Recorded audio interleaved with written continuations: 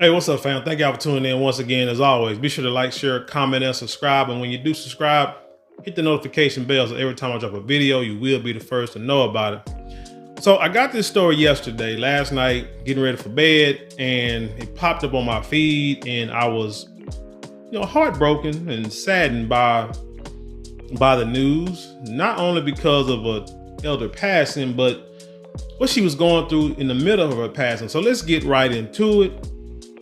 This is from the yahoo.com by way of the Island Packet. And it reads, Josephine Wright, who fought developers to save her Hilton Head home, dies at 94. It says Josephine Wright, the 94-year-old who battled developers to save her home at Hilton Head Island, has died. Now, Hilton Head Island is located in South Carolina. I believe it's probably like the Gullah Geechee area of that state. Her church, Mount Calvary Missionary Baptist Church of Hilton Head Island, announced her death in a Facebook post Monday. She died, quote, surrounded by family, loved ones, and prayers, January 7th, according to a statement from her family. Wright garnered national media attention after a Georgia-based developer, Bailey Point Investment, sued her in February in what she feared was a financial bullying tactic to get her to move. At a time when Gullah-owned land on Hilton Head is rapidly diminishing, Wright's unwavering fight to maintain the land she and her late husband, Samuel Wright Sr., moved to over 30 years ago made a statement. The property, quote, the property is historical, Wright said in an interview with the Island Packet and Beaufort Gazette last month. It should remain historical. Now her story is no different than a lot of stories, and I've done a few videos on how these folk have taken black folk land, black Americans' lands over the history. Did a story about a couple of guys who live near College Station, I think Bexar County, and how this guy goes into the tax deed office downtown, and you could do the same. I went to one down here in the town I'm at, and you went to go get a birth certificate, and you walk in and you see these deeds records go all the way back to the 1800s. So this man was doing the same thing, and they say he go in there with a notepad and a pencil, and he's writing, he's looking at deeds, trying to figure out if there are loopholes. Well, trying to figure out if the land, if taxes are being paid on it, who owns it, there are loopholes or any way that he could get the land from the people who own it by the less invasive means possible. So for instance, and there's also a story on Vice Channel Network where they did a story on how people live on land, think they own all these hundreds of acres, and then they look up and there are people developments are being put on land they thought they owned, and they go back and look, and these developers done took it. And how they do it is they'll go and find family members who may not be living in the area, who may not be using the land, may not even know they own parts of land because their grandparents, great-grandparents had acreage. And then they have kids who have kids who have kids. And so it goes from being owned by one or two people to being owned by dozens of people. So these people will go and find the people that live not even, out of town, out of state, maybe who knows, not utilizing land, not even knowing that they have land. And they'll reach out to the people and say, hey, you own 3 acres in Texas. I see you live in Montana. I see you live in California. You never been out here. You ain't been out here in 20 years. Would you like to sell the land to me? The market value is this. I'll give you this much money right now for just sign it over. And people will fall for it. People will say, okay, yeah, sure. Not even researching and wondering where they get the land from. How they come into this land. They just say, let me get the money. And especially it's probably easy for them to do it when a lot of folks are falling on hard times and they need the cash. So they get the land and they go to different family members, getting the land from them to where they'll get a large percentage of the land. Then they start to develop the land, or they want to develop the land. And then they can go to the courts and say, hey, I need these acres. These people, I've asked them if they want to sell. They say no, but I bought this much. I need this land to develop because we're building so many houses, or we're building highways, or bullet train, things of this nature. And we need this land for development of, the city, revenue, taxes, so forth and so forth. And a lot of times the court will, side in their favor. And the family will have to give it up. They'll give them a small amount of money, and the family got to give the land up. It happens all the time. And the one I'm talking about in Berry County, there was one family that was fighting this guy. It's a lawyer and a real estate guy, and they fighting these guys. And this dude saw the older white man in the store. One of the family members that was fighting the older white man in court saw the man in the store, and the guy, and he said the older white man didn't even know who he was.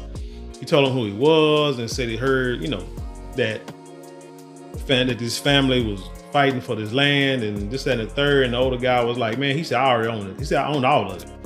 So basically, he did what he had to do, but he understands taxes, he understands the laws, and that's why I always emphasize that our people need to learn about taxes, laws, and real estate, because that's where you're gonna get your money at. We can talk this whole Black economics, and I've bought a couple of books that I'm reading right now that's putting a new light on this whole, black dollar, black spending power, and how it really means nothing in the grand scheme of things in this racial wealth gap, because it's not going to, shrink the wealth gap, because we don't have the money. Even if we spend the money amongst each other every day, if we're not pulling money from other folk, what are we doing? Not saying we shouldn't do it, because we should. What I'm saying is we shouldn't be harping on or making an emphasis to try to, close that racial wealth gap as a number one priority. And I'm gonna get into what I feel our number one priority should be here shortly. Let me get back to this story. In August, the town halted construction on the planned project by Bailey Point Investment that would have created a sprawling 147 unit neighborhood until the lawsuit is out of mediation. The developer's lawsuit claimed that parts of Wright's property, including a shed and the home's back porch, crossed into his property. Wright's fight grabbed the attention of celebrities, including Tyler Perry, who promised to build Wright a dream home on the property. The land will be passed down to her children, Wright said at the time. And I hope that she did have the proper paperwork to have this done. Like I said, did a video about heirs property and how a lot of Black people have lost money due to being under heirs property. And you just got to go back and look it up or Google it yourself and to see what that is. Perry took to Facebook Monday to share his condolences and reaffirm his commitment to building Wright's family a new home. Quote, I'm so heartbroken to hear about the passing of this warrior, he wrote, Mrs. Josephine Wright. Even though we spoke by phone, I was so looking forward to meeting you in person next month to hand you the keys to your new house, but God has other plans. This here reminds me of the story of Moses and the Exodus. Because you remember now, I guess I'm finna go on to a scriptural tangent right quick. For people who try to harp on and say that the Bible's not real, it's fake, it's written by man, it's not the word of the Most High. Okay, I'm gonna entertain that for a second in this video. Let's say that is true. Let's say the stories are all fake, what have you. My thing is, even if they are, That book still, you cannot negate the fact that that book still teaches you how to live your life daily, no matter what. Don't believe me? Take the story of Moses in the Exodus. Moses, okay, so let's say Moses said that the Most High talked to him, and I'm just gonna break it down, kind of paraphrase it. Talked to him and told him that, go and get my people up out of Egypt and take them to the promised land. Now, Moses, you are not going to see the promised land. You're not going to live long enough to see it. I'm telling you now. But you go get my people, and I promise you that your people will get there. I will have everything for them. I got it for them. Just go get them out of bondage. You can say, well, why the Most High didn't do it himself? He's the Most High, right? Okay. I see. That's a good question. But if that's the case, why create people? Why create problems? You know what I'm saying? It's always why. So you can say why. So that means that this story is fake. That Moses the Most High didn't talk to no Moshe. So then let's just say, for the sake of argument, what if Moshe was talking to himself? What if Moshe woke up one day and said, man, all my people are in Egypt, they're in bondage, they live in this non-spiritual, this Yah-fearing life. They live in carnally, they live in, what do you call it, secular, pagan. We need to get back to the way that we're supposed to be. We're supposed to be set apart. I'm finna go get my people. I'm finna make sure that my people got what they need, because other people are exploiting them, using them, knowing they are, and my people are lost. Does it make that story any less dramatic, any less important? Does it lessen the lesson? I would say not. I would say it's the same lesson no matter what. As in this, you look at this here, see, because Moses could be your Malcolm X, your Martin Luther King, any other, probably thousands upon thousands of Moseses that could have been around in that time. Just like there were probably hundreds and thousands of Malcolm X's, Martin Luther King Jr.'s in the 60s, and I ain't gonna say no damn Al Sharpton. Anybody else right now who's trying to help our people, get to where we need to be to get out of bondage, to get our own stuff, to get to the promised land. But Moses was the one who made it happen. Who brought it to the forefront, just like Malcolm X, Martin Luther King, and Medgar Evers, and all them people back in the 60s and 70s. Those are the people who were at the forefront and made it happen and put it out there to keep it going. So Moses was told that he was not going to see the promised land, but he still went out there and got his people and led his people out. And they did reach the promised land. That's the story. That the lesson is the story, not the story itself.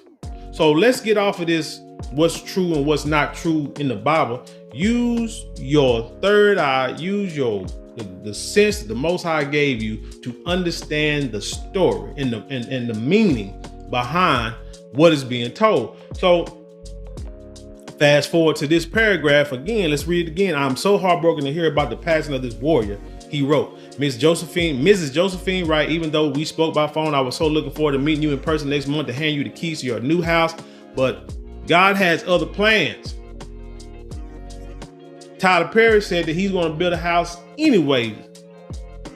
The elder Wright was not able to see the house. She was 94. I'm quite sure that she probably knew in her mind, she probably had been sick, health deteriorating, because I'm sure this stuff stressed them. I'm sure the white folks stressed her out. I'm quite sure that she probably thought that there was a good possibility that she was not going to make it, but she was dead set, intended on making sure that her family kept this land because the land has been in the family, I think, since after the Civil War. If you watch one of the news stories. So that's my point right there. That's my quick little point there on the Bible. So let me get back to the story. Wright was in the process of designing her new home, and permits were set to be submitted for this month, according to her daughter, Cherish Graves. I think it's her granddaughter, because I saw a video where her granddaughter name was Cherish Graves. Wright had said she was looking forward to a 5-bedroom home that could comfortably host her family when any of them came to visit. You say, that's Tyler Perry's link post. What he said? I'm so heartbroken to hear. That's when I know you were watching over us and handle. So he said, so Tyler Perry said, I am so heartbroken to hear that about the passing of this warrior, Miss Josephine Wright. Even though we spoke by phone, I was so looking forward to meeting you in person next month, handing your keys to the new house. But God had other plans. My prayer is that you rest in peace, knowing that I will honor the commitment that I made to you. I know you will be watching over us all as I hand those same keys to your family. So your 4 children, 4 grandchildren, 50 great-grandchildren, and 4 great-great-grandchildren will still be able to gather at your house on your land and tell the world that what kind of fighter that you were. You have run your race and fought an incredible fight journey. Well, my dear lady, you have inspired me. We need to get our kids back to biblical principles. Period. You just got to. There has to be a foundation somewhere. And the problem is with a lot of these young kids is that there is no foundation. I've always, let me tell you like this. I grew up in the Baptist church. I studied and was looking to become a Muslim, Nation Islam Muslim at one point. Then went to the Hebrew Israelite, studied the Hebrew, became a Hebrew Israelite. Studied the scriptures, still do to this day. And when I was going through that transformation, especially with the Hebrew Israelites, I had issues with, exes, family members, this, that, and the third. But I never tried to force anyone to join that. It's not a religion, but to join that belief, because it was straight out the Bible anyway. Now, it's including my kids, but I tell people all the time, regardless if I was in a Christian church or a Hebrew Israelite or what have you, that I felt that my kids should still have a biblical background to go to church. You don't do Hebrew Israelites, go to church. Get some kind of foundation. And I myself would have to teach them myself about learning how to study for yourself and read for yourself so you can get a better understanding for anything that you get involved in. Because I don't want you just to go to a church and, they preach this prosperity gospel and you giving tithes and offerings and can't even, giving all your money and can't pay your bills. Nah, the things about faith, things about 10%, anyway, just study and learn for yourself. But I said it got to be a biblical principle because the Bible is a foundation, regardless, like I say, whether you believe it or not. It's a foundation of life, and it teaches you how to treat people and teaches you how to live. Period. And I feel that's what's missing with a lot of the youngsters. They try to still live off of grandmama prayers, but like in this story, eventually grandmother gonna pass. And if you ain't opened up a Bible and read and studied and took some note, got a pen, notepad, a Bible concordance and a Google and dictionary and studied and watched videos and read, you in a heap of trouble. You are in a heap of trouble because you got to live on your own merit eventually. And grandmama prayers are not going to save you, your kid, and everybody else after that forever. Because if they did, a lot of y'all would not be in prison. A lot of your kids would not have died from senseless violence or out here robbing and committing crimes if it did. because it has to be a belief or faith, and but faith without works is dead. Remember that. Let's get back to the story. I'm not fancy, she said at the time. I want a good, solid living without any kind of fancy doodads. I'm the same way. So I just want, and I'm only in my 40s. I'm like, man, hey, I just want to have a nice place for like kids, grandkids, and anybody else can come. And well, hell, I can relax and enjoy it. Hilton Head Island Mayor Alan Perry acknowledged Wright's impact in an email statement Monday afternoon. She left an indelible mark on all those who knew her well. Even those who met her just once will never forget her. He said, Miss Wright, Mrs. Wright, well, Miss Wright, because her husband died, did not let age stop her from showing her strength, speaking her mind, and fighting for her family and what she felt was right. Her homegoing service will be January 13th at 1 p.m. in Mount Calvary Baptist Church on Hilton Head Island, and there will be a virtual service for those who can't attend, according to the statement from Wright's family. So again, another point I want to say is youngsters and parents, get your kids involved in your grandparents' life, in their grandparents' life. You get involved in your parents' life. I truly feel that people who, try to downplay the Bible as just fake stories and don't even want to look at it, basically they heard that from somebody else. I feel people that do that do not really respect, or how you say it, just don't respect or appreciate their grandparents or elders or those who came before them. I just feel you don't. Because if you did, you would enjoy their company. You would like to hear the stories. You appreciate the stories that they tell about how they grew up. I tell you all the time about stories that my mom tell me about how she grew up and how folk treated her back in the day in a little small town close to the Architect's border. I tell you this all the time. Now, when you're young and you listen to your parents and your grandparents, especially old people, let's just say old people talk, you don't appreciate it. You're like, oh man, what are these old people talking about? I got better things to do. I can be outside playing the wagon wheel, throwing skipping rocks off the lake. Don't want to sit here and listen to these old people, but as parents and as adults, you have to make sure that your kids, you and your kids, listen, spend time, and allow the older people to pass down wisdom from generation to generation. Because those stories are going to get you through life when you start to have experiences of your own. Easily. But you don't understand it when you're younger. So I say that to tie in back to the scriptures is because if anything, the scriptures are stories that have been passed down to teach your little peanut head self how to live in the world. Period, point blank, bottom line. That could be in the story. So understand that. So you need to get into that book and look. So like I say, Sister Wright's story. Like I say, good prime example. Trying to do something, because look at her, because every day, because stuff in the past, because today, let me say it like this, today will one day be history. Stuff in the past used to be today. It's stamped in history. So the question is, what is your stamp going to have on it?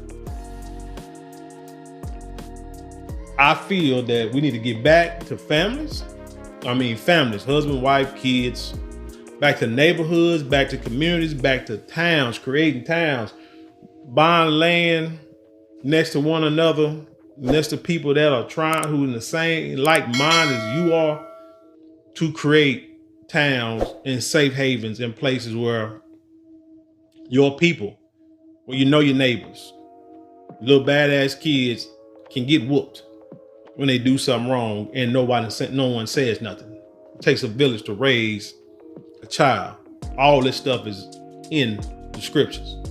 that book that a lot of people want to say that it's not real. Okay. But if you go against it, you see where our world is headed.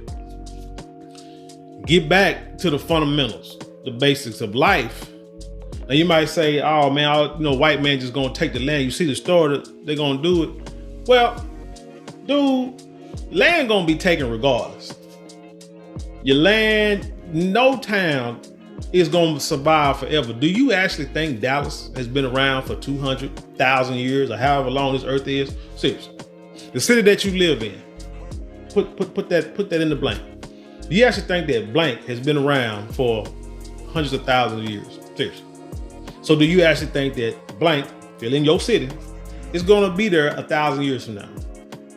The Dallas that you know, I'm gonna say this, the town I live in, when I moved here 6 years ago, it was still had a small town feel, which is the reason why we moved here in the first place, or the reason why I wanted us to move here in the first place. It's close to Dallas, but far enough away to where you still have a small town. People ain't gonna come out to your house. They're gonna be like, oh man, you live too far for me just to pop up over there unannounced. Great. But it still has a small town feel. In the past 6 years, this town has blown up and it's continuing to blow up. It's just the nature of the beast. Been happening since the beginning of time. Do you think the people that lived in this town 50 years ago, because I talk to them people a lot. I see older people who grew up here, talk to them, keep them here to the streets a lot. Do you think people that have been here 20 years ago, 50 years ago, actually saw this coming? I hear people say, man, up the street where that Target is, used to be a White House. I lived in that White House. You saw a White House right there with all this land around. There was nothing there. Now it's all them stores, all the big roads, highway right there, man. Who would have thunk it? So your town will not be there forever, but that does not mean you do not create a history or a legacy for you and your family and the people that's coming behind you to enjoy life. Because while you are here, you should be doing things to enjoy what is being provided for you, what you are blessed with. Always remember that. Always remember that, man. That's real talk. But hey, rest in peace, rest in power to Sister Josephine Wright. Hopefully her family continues to fight. Like I said, hopefully with her passing, like I said, she has the proper documents to make sure that land stays in the family name. This is one reason why and I guess I end this on another scriptural tangent. When you see people pass stuff down to the firstborn son, or they don't have sons, the firstborn daughter, they do that, and you didn't understand why, like all the kids didn't get something. You pass it down to a person that's going to take care of it for everybody.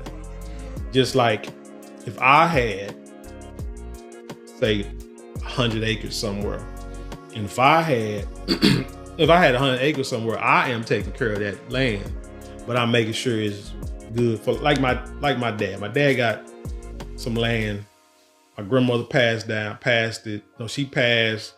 Put the plot of land they grew up on, that him and his brother and sister grew up on, the head of my grandmother grew up on, because her dad had built a house there. She gave it to him.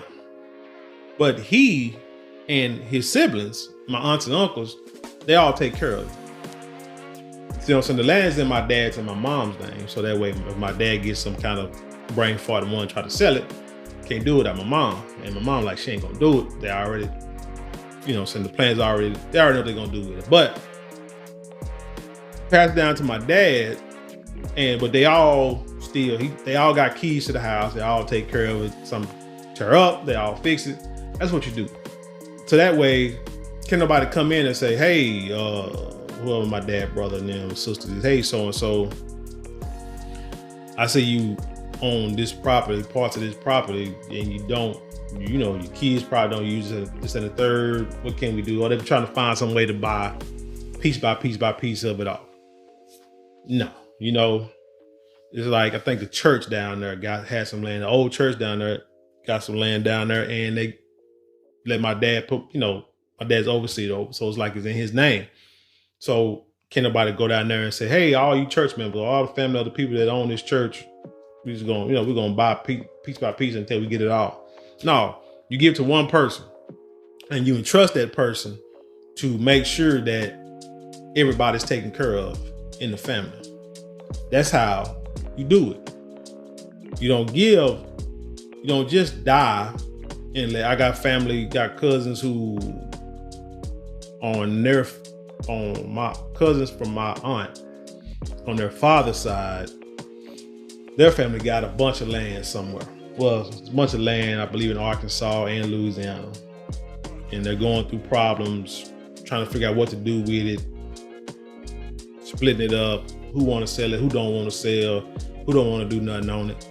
And it's causing a rift in the family. And I told him, man, you need to watch that video. And I can't think of that damn movie, that documentary on Vibe, because Vice. I watched it a couple of times. I even sent him a link. I told him, y'all need to watch that, because you're gonna mess around, them folk gonna take it and they gonna develop it, and you ain't gonna have nothing. And don't be sitting there like a dummy, sitting on land talking about, oh man, I might well put something on there myself. They trying to develop it. You ain't got the money, you ain't got the resources, and them folk got they got that, and they got time. So trust me, they can wait you out. So if you're gonna do something with it, you better go on, do something with it, and let that be the reason, and make a little money off of it and use it for the benefit of your family. But get back to biblical principles, get back to family, get back to creating things for your family, teach your kids right from wrong. So that way, when we get 94, we don't have to, every generation don't have to worry about having a fight like Sister Wright did. That everything's taken care of, and the folks know they got to move around. Oh man, the wind blowing hard out there. But anyway, tell me what you think about this story. Leave your comments below and then share it with the world. And with that being said, I'll leave you in peace, and I'll see you on the other side.